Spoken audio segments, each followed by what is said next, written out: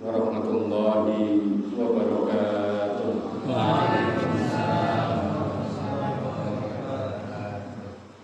Alhamdulillahirabbil alamin. Wa bihi nasta'inu ala umuri dunya waddin. Wassalatu wassalamu ala sayyidil mursalin nabiyina karim Muhammadin wa ala alihi wa sahbihi wa man tabi'ahum bi ihsanin ila yaumiddin. Rabbi shrah li sadri wa yassir li amri wahlul 'uqdatam min lisani yafqahu qawli. Amin. Bapak Ibu jamaah masjid apa namanya ini? Nurul Hidayah yang semoga dirahmati Allah Subhanahu wa taala. Kita patut bersyukur pada Allah Subhanahu wa taala pagi hari ini diberi kesehatan, diberi kekuatan, diberi kesempatan oleh Allah Subhanahu wa taala bisa melaksanakan ibadah yang itu merupakan kebutuhan jiwa. Kalau kebutuhan fisik, makan, minum. Kebutuhan jiwa, ibadah. Orang kalau fisiknya gak makan, dia lemes, dia gak kuat menanggung tugas kehidupan, bekerja menggunakan tenaganya. Ya, bisa mati. Maka orang yang tidak pernah beribadah itu bisa jadi jiwanya itu kelaparan.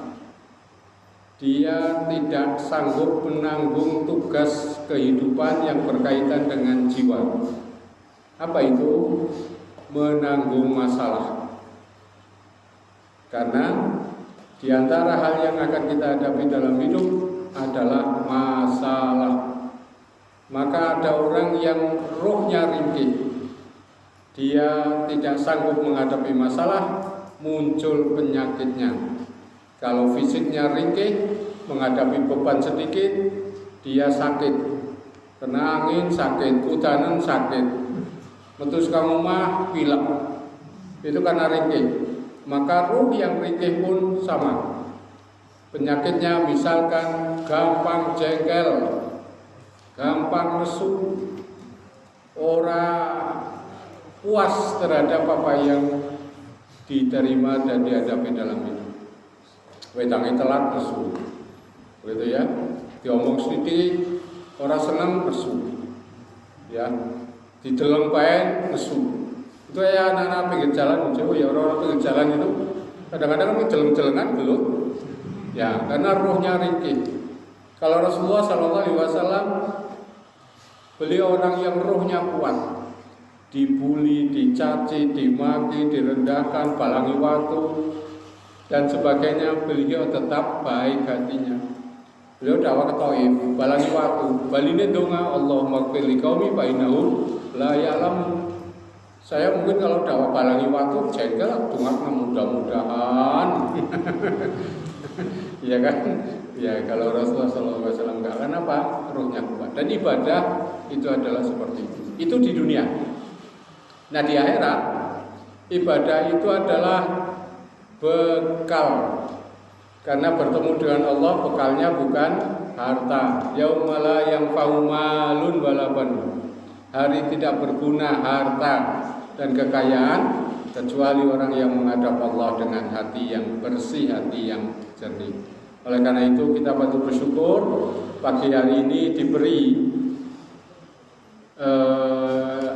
bimbingan, diberi hidayah, disemangati oleh Allah untuk bisa melaksanakan ibadah agar jiwa kita itu menjadi kuat dan menjadi bekal kita kelak menghadap Allah Subhanahu wa taala. Dan Bapak Ibu sekalian rahimahullah, saya mohon izin kembali matur wonten ngarsanipun para pinisepuh, para sepuh sedaya. Dan sekali lagi saya mohon maaf saya berdiri atau duduk di atas para pinisepuh, para sepuh sedaya. Janjane ora pantes wong nom jagongi nang dhuwur. Tapi adhaifu kal mayyit, tamu itu kayak mayit kudu manut. Mayit kan nggak ada yang protes. Memang ada mayit protes, digotong protes begitu, enggak, mayit itu manut baik itu. Nah, ada ungkapan al-dhaifu kal mayit. Tamu itu ya manut baik, subuhi kon madang medang begitu ya. Saya disuruh duduk di atas, mohon izin Bapak Ibu sekalian. Selanjutnya Bapak Ibu sekalian, untuk pagi hari ini 30 menit ya. Ya, sampai setengah 6. Ya, meskipun di beberapa masjid itu sampai syuruk. Karena barang siapa yang sholat di masjid berjamaah kemudian tidak keluar dari masjid sampai syuruk, sampai terbit matahari jam 5 kurang seperempat, jam 6 kurang seperempat, 5.45. Kemudian dia sholat 2 rakaat, maka dia mendapatkan pahala seperti haji dan umroh taman, sempurna pahalanya. Maka di masjid depan saya sudah menjadi tradisi pengajian itu sampai syuruk. Iman-iman tinggal titik soalnya begitu ya, sampai syuruk sholat 2 rakaat baru sami kuntur. Tidak hanya di bulan Ramadan, hari-hari biasa beberapa orang yang sudah sepuh-sepuh nggak ada kegiatan lagi harian, maka kundure itu sekitar jam 6 dari masjid. Ada yang zikir, ada yang mau Quran, ada yang macam-macam.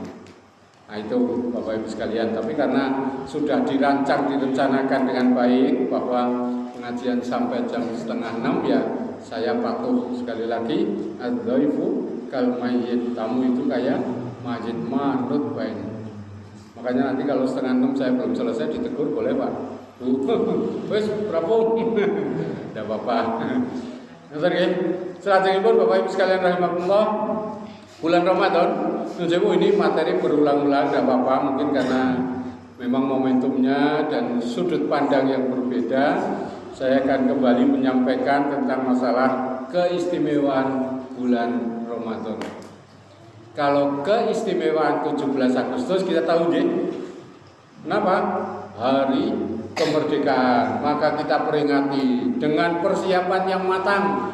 Beberapa bulan sebelumnya itu orang sudah siap-siap, arep Agustusan, gawe panitia, ngadakan acara macam-macam. Kenapa? Dianggap hari istimewa. Apalagi kalau hajatan, istimewa banget kan. Orang hajatan itu tidak ada yang tanpa persiapan, semuanya pasti pakai persiapan. Ono sing sebulan, 2 bulan, setahun persiapannya mau hajatan itu, ono sing ngecat, dandan rumah, gawe undangan, panitia dan sebagainya. Kenapa? Itu peristiwa penting, peristiwa besar dalam kehidupan. Kalau hajatan pernikahan kan mengubah hidup 2 orang bahkan 2 keluarga besar, maka persiapannya serius sekali. Lalu kalau Ramadan, apa sih istimewanya? Nah ini Bapak Ibu sekalian yang akan kita pelajari. Yang pertama, bulan Ramadan disebutkan di dalam surah Al-Baqarah ayat 185. Hafal ji, sering disampaikan. A'udzu billahi minasyaitonir rajim. Bismillahirrahmanirrahim. Syahrul Ramadan alladzi unzila fihi al-Qur'anu hudan lin-nasi wa bayyinatin minal huda wal furqan. Faman syahida minkum asy-syahra falyasum wa man kana maridan aw ala safarin fa'iddatun min ayyamin ukhra. Yuridullahu bikumul yusra wa la yuridu bikumul usra wa litukmilul iddata wa litukabbirullaha ala ma hadakum wa la'allakum tashkurun. Sadaqallahul azim. Syahrul, bulan Ramadan alladzi yang unzila diturunkan fihi di dalamnya Al-Quran hudan, petunjuk, linnasi bagi manusia, wa bayyinati dan penjelasan, minal huda dari petunjuk, wal furqan dan pembeda. Faman maka barang siapa syahida menyaksikan minkum di antara kalian asyahra, bulan itu, falyasumhu, hendaklah dia berpuasa. Wa man kana maridon, dan barang siapa sakit, awala safarin atau di perjalanan, fa'iddatun maka hitunglah min ayyamin pada hari-hari ukhra yang lain. Yuridullah, Allah mengendaki bikum terhadap kalian al-yusra, kemudahan. Yusra, yasir, ada yang namanya yasir? Wong gampangan. Gitu ya. Wala yuridu, dan tidak mengendaki bikum terhadap kalian al-usra, kesulitan. Walitukmilul iddata, dan untuk menghitung jumlah harinya. Walitukabirullah, dan untuk mengagungkan Allah ala ma hadakum, terhadap apa yang Dia berikan petunjuk kepada kalian, wala'allakum tashkurun, dan supaya kalian bersyukur. Nah, kalau berdasarkan ayat ini Allah menjelaskan Ramadan itu istimewa karena unzila fihil Quran, diturunkan Al-Quran. Maka kita ada peringatan nuzulul Quran. Dulu ramai banget, kalau sekarang sudah berkurang. Kenapa? Karena sudah banyak pengajian. Kalau dulu tidak ada pengajian, terawih itu pengajian jarang banget. Waktu saya kecil itu kayaknya nggak ada itu ya. Kemudian kita siarkan, ada pengajian-pengajian. Dulu hanya ada nuzulul Quran, sekarang pengajiannya yang berjalan rutin ramai. Alhamdulillah. Ya. Dan selain nuzulul Quran, kita juga mendapatkan inna anzalnahu fi lailatul qadar. Kami menurunkan Al-Quran itu di malam Lailatul Qadar. Lailatul Qadar turun di antaranya awalnya adalah di tanggal 27 Ramadan. Nuzulul Quran 17 Ramadan. Nah, sebenarnya sing tinggi. Ngaten Bapak Ibu sekalian, Al-Quran itu turun secara sekaligus dari Baitul Ma'mur di sisi Allah ke Baitul Izzah di langit dunia di malam Lailatul Qadar. Kemudian dari langit dunia disampaikan kepada Rasulullah SAW secara berangsur-angsur. Nah, di malam 17 Ramadan turun surah Al-Alaq ayat 1 sampai 5. Iqra bismi rabbikal ladzi khalaq. Khalaqal insana min 'alaq. Iqra wa rabbukal akram. Alladzi 'allama bil qalam. 'allamal insana ma lam ya'lam. Nah, ini kaitannya antara nuzulul Quran dengan Lailatul Qadar. Nah, kemudian bulan Ramadan dikatakan bulan istimewa karena turun Al-Quran. Lalu apa masalahnya dengan turun dan tidak turun Al-Quran? Nanti Bapak Ibu sekalian, di dalam ayat ini Allah menjelaskan bahwa Allah menurunkan Al-Quran hudan, petunjuk linnas. Ya, Ramadan itu istimewa karena di dalamnya turun Al-Quran. Dan kenapa Al-Quran itu istimewa? Karena petunjuk bagi manusia. Maka kembali pertanyaannya, memang kalau hidup tanpa petunjuk Al-Quran gimana sih? Nah, ini yang barangkali perlu kita pahami agar kita akan menganggap nanti Al-Quran itu istimewa dan Ramadan itu menjadi istimewa. Kayak 17 Agustus itu istimewa karena ada peristiwa istimewa kemerdekaan, kita peringati. Nah, untuk mendapatkan penjelasan tentang Al-Quran itu sebagai huda linnas, mari kita pelajari salah satu petunjuk paling mendasar, paling fundamental dari Al-Quran, yaitu petunjuk untuk mengesahkan Allah dengan kalimat La ilaha illallah. Tidak boleh ada ilah, ada Tuhan kecuali hanya Allah. Kenapa hal ini paling penting? Karena ada orang yang menuhankan selain Allah. Diceritakan di dalam surah Al-Jathiyah surah 45 ayat 23. A'udzubillahi minasyaitonir rajim. Bismillahirrahmanirrahim. Afara'aita man ittakhadha ilahahu hawahu fa adallahu Allah ala ilmin wa khatama ala sam'ihi wa qalbihi wa ja'ala ala basarihi ghishawah faman yahdihi min ba'dillah afala tadhakkarun. Afaroita, Anda belum lihat manittakhadha, orang yang menjadikan ilahahu, ilahnya hawa nafsunya. Normalnya orang itu ilahnya Allah, kalimatnya la ilaha illallah. Tapi ada orang yang ilahnya hawa nafsunya. Maka kalau ini yang terjadi, rusak kehidupan. Saya ulangi lagi nih. Kalau ada orang menuhankan hawa nafsu, rusak kehidupan. Contoh nih, dalam surah Al-Imran ayat 14. A'udzubillahi minasyaitonirrajim. Bismillahirrahmanirrahim. Zuzina linasi bisyawati minan nisa wal banin wal qanatiril muqantarati minadz dzabi wal fiddati wal khailil musawwamati wal an'am wal harth. Dzalika mata'ul hayatid dunya wallahu indahu husnul ma'ab. Shadaqallahul azim. Dijadikan indah di dalam pandangan manusia syahwat terhadap perempuan. Nuju ibu-ibu, mbak-mbak, saya matur. Para laki-laki ini termasuk saya yang berbicara. Kalau dibelah otaknya, gambare wong wadon kabeh. Karena daya tarik laki-laki terbesar adalah tentang perempuan. Benten kali ibu-ibu, kalau dibedah otaknya ibu-ibu, gambare anak gelang, anak kalung, anak mukena sing anyar, anak lipstick sing marai lambene. Jadi hal-hal yang pengen membuat dia tertarik, menarik begitu. Tampilan-tampilan kados niku mboten sih. Nggih? Ya, sesuatu yang merasa membuat perempuan itu merasa cantik, itu yang ada di pikiran dia. Tapi kalau laki-laki enggak, gambarnya wadon kabeh. Nah, kalau itu yang terjadi, ini yang kadang-kadang menimbulkan berita aneh, berita lucu, berita ngawur.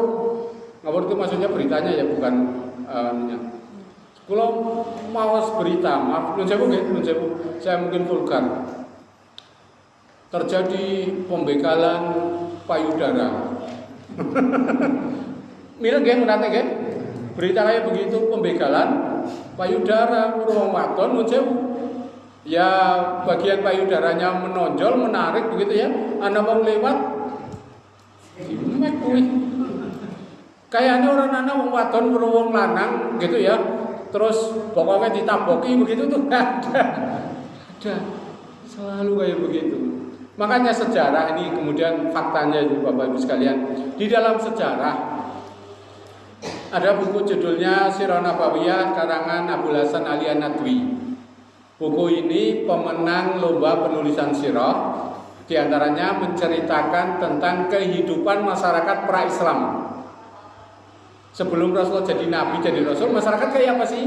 Nah itu yang kemudian diceritakan di dalam Sirah Nabawiyah itu. Nah, dikatakan ini buku pemenang lomba karena sumber informasi tentang masyarakat pra-Islam itu dari literatur. Hanya bukan cerita, bukan karangan, dari tulisan-tulisan yang ada yang menceritakan masyarakat waktu itu. Bukunya banyak di internet ya, pasar buku internet itu ada beberapa ya. Saya pernah mencoba membuka, ada ternyata bukunya. Sirah Nabawiyah Abul Hasan Ali An-Nadwi. Saya punya bukunya ya, Sirah Nabawiyah itu. Terjemahan, bukan aslinya. Nah, di buku itu diceritakan bagaimana kondisi masyarakat pra-Islam. Dimulai dari sebelah timur, saya ceritakan dari sebelah timur di India kuno. Di India kuno ada sebuah tradisi yang namanya Sati atau Seti. Apa itu? Di India kuno itu, kalau seorang istri suaminya meninggal dunia, istrinya tidak pantas lagi hidup, tidak boleh lagi hidup. Maka mau tidak mau dia harus ikut dibakar. Karena orang India kuno kan kalau mati dibakar ya, aben namanya, ngaben gitu. Ya aben dibakar, dilempar di tengah kobaran api. Karena dianggap sudah gak berguna lagi, sudah gak berharga. Wong wadon bojone sepatu dianggap ora nenergani. Kalau nggak mau kayak begitu, dia harus pisah dari keluarganya. Orang kena kumpul maning karo anake, karo kerabatnya nggak boleh lagi. Dia harus meninggalkan kampung halamannya, hidup sendiri bareng karo para janda-janda yang lain di kampung yang namanya Vrindavan. Ini guyon, Vrindavan ini guyon. Tapi Bapak Ibu bisa browsing itu tentang sati, tentang seti. Bisa di browsing beritanya seperti itu. Sampai di beberapa peristiwa modern juga masih ada cerita-cerita tentang kayak begitu, perempuan yang dipaksa dibakar karena suaminya sudah meninggal dunia. Kemudian kita mengenal India kuno itu ada kasta, Brahmana, Satria, Waisya, Sudra. Hukum nggak berlaku bagi para Brahmana. Nanti kalau Brahmana membunuh kasta Sudra, nggak perlu dihukum. Coba bayangkan kalau kita hidup di situasi kayak begitu, kebetulan kastanya Sudra, lah harus jadi iya bulan-bulanan gitu, tahun-tahunan. Istilahnya bulan-bulanan, tahun-tahunan jadi ketibal begitu. Islam mengubah itu semua. Dan itu India kuno. Kemudian turun ke barat sedikit, Persia kuno. Persia kuno agamanya Zoroaster. Di antaranya ajarannya Mazdak. Termasuk di dalamnya Kisra, ini julukan untuk pemimpin tertinggi di Persia kuno, itu dianggap keturunan dewa. Makanya semua keinginannya harus dipenuhi oleh rakyatnya. Lagi mlaku-mlaku orang wadon ayu pengen jaluk kudu diwenehna. Lagi mlaku-mlaku orang kebon sing apik buah-buahan jaluk kudu diwenehna. Mutlak sekali kekuasaannya. Wong Indonesia yang sudah negara hukum saja masih terjadi perampasan hak kan, masih terjadi keributan, apalagi kalau penguasanya mutlak kayak zamannya Kisra, lah sengsara kita sebagai rakyat. Itu Persia. Ngulon lagi Romawi kuno. Di Romawi kuno itu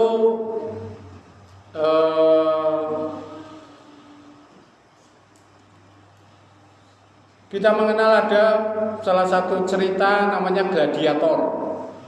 Sampai ada filmnya khusus ya, Gladiator. Gladiator itu orang gelut pakai senjata tajam, ditonton, disoraki. Tidak hanya orang dengan orang diadu dengan binatang buas.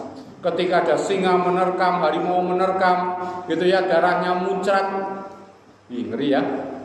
Itu jadi tontonan, disoraki. Setelah itu para gladiator pesta.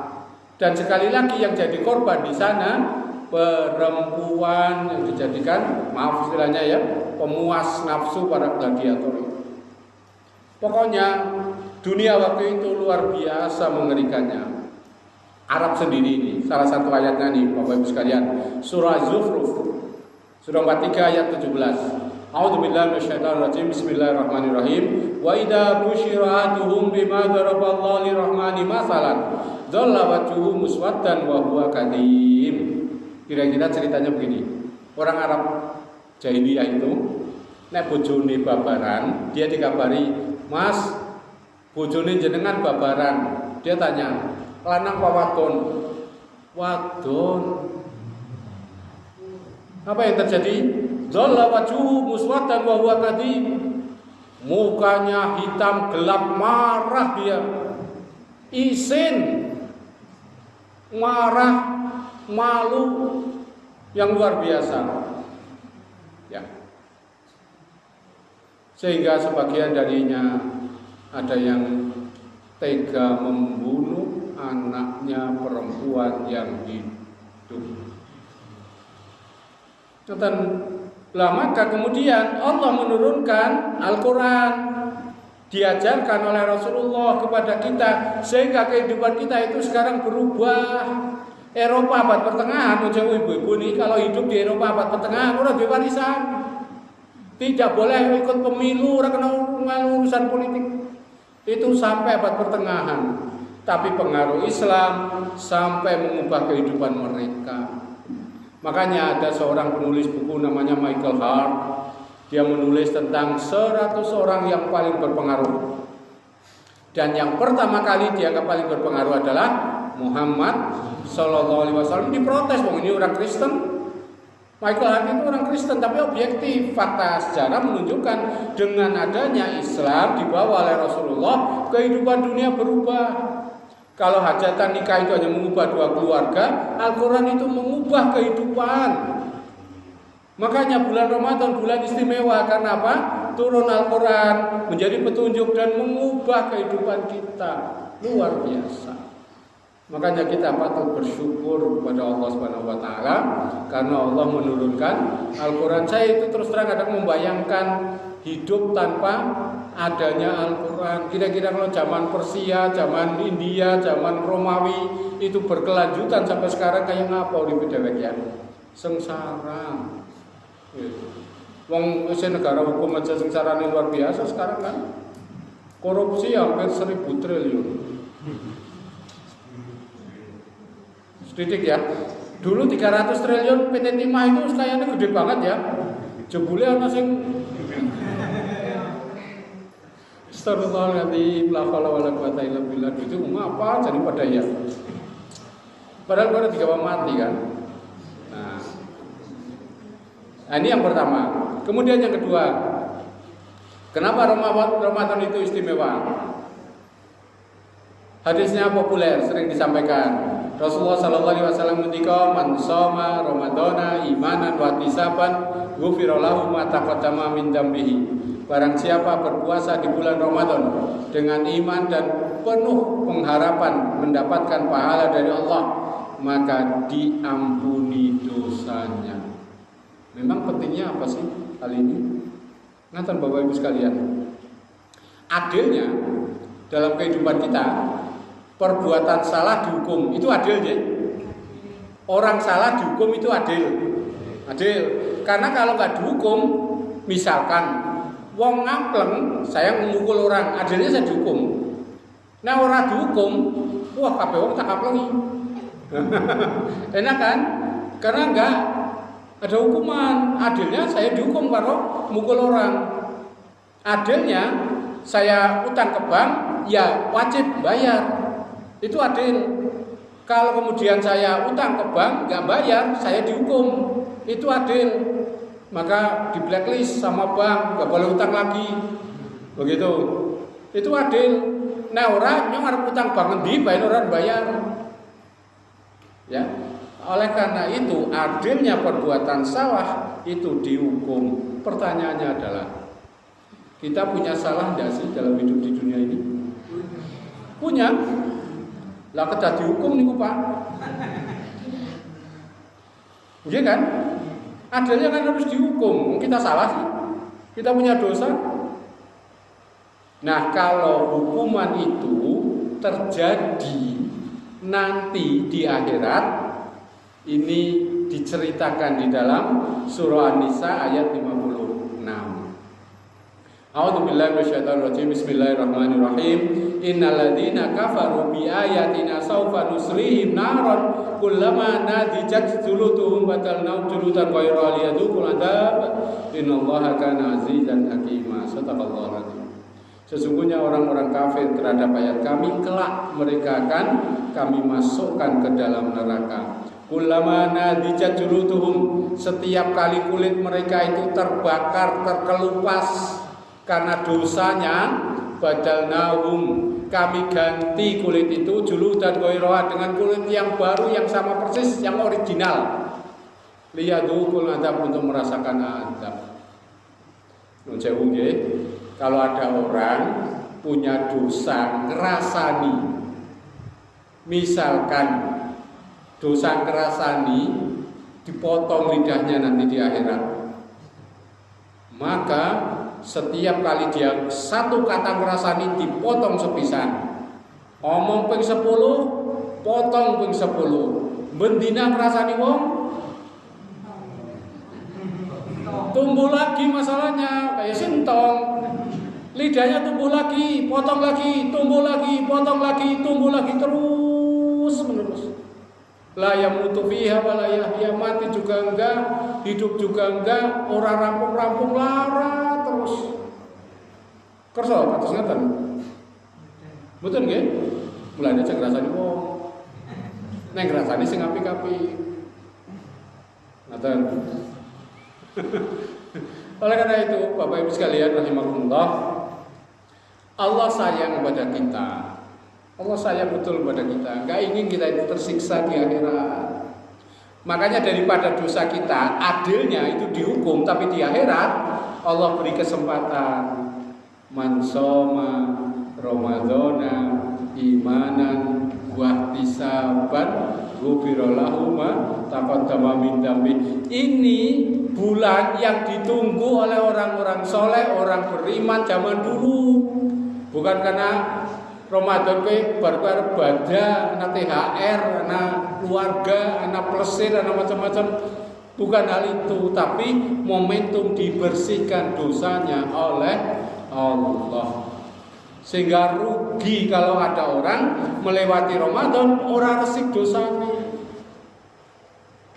Sehingga mudah-mudahan kita melewati Ramadan ibarat baju sudah bersih. Kita ini lahir ke dunia ibarat baju, kan baju bersih. Bayi kan nggak punya dosa aja. Ada bayi yang bawa dosa? Enggak. Ajaran lain saja yang menganggap manusia itu ada dosa turunan. Kalau Islam enggak. Setiap anak itu bersih tanpa dosa. Bareng berinteraksi dengan kehidupan dunia, ada tadi ya syahwat terhadap lawan jenis, terhadap harta, terhadap macam-macam. Kadang-kadang orang jadi berdosa. Nanti mati akan ditempatkan di tempat yang bersih lagi, namanya surga. Tapi ini orang resik dikumbah DC, di laundry. Nah kalau di laundrynya di akhirat namanya dimasukkan neraka. Oleh karena itu Allah memberi kesempatan kepada kita.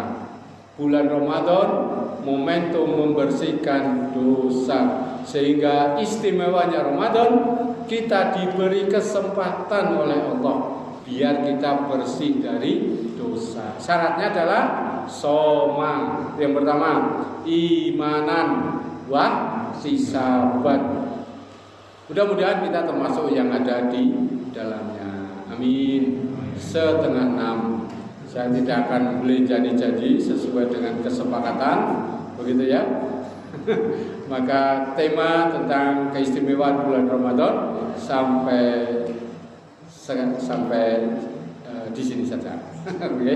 Nanti pada pertemuan yang akan datang, tapi saya menuju sudah sampaikan Pak Agus untuk Kamis yang akan datang, saya sudah ada jadwal yang tidak bisa dirubah karena masuk duluan, gitu ya. Ya paling nanti ditunda dengan hari yang lain kalau berkenan, kalau enggak ya ganti yang lain pembicaranya. Nanti apabila kurang lebihnya mohon maaf.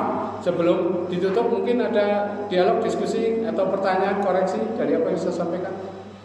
Tidak ada. Alhamdulillah. Oke, ngatur mawon kirang kunjung pangapunten. Saya akhiri bila itu walidaya. Assalamualaikum warahmatullahi wabarakatuh.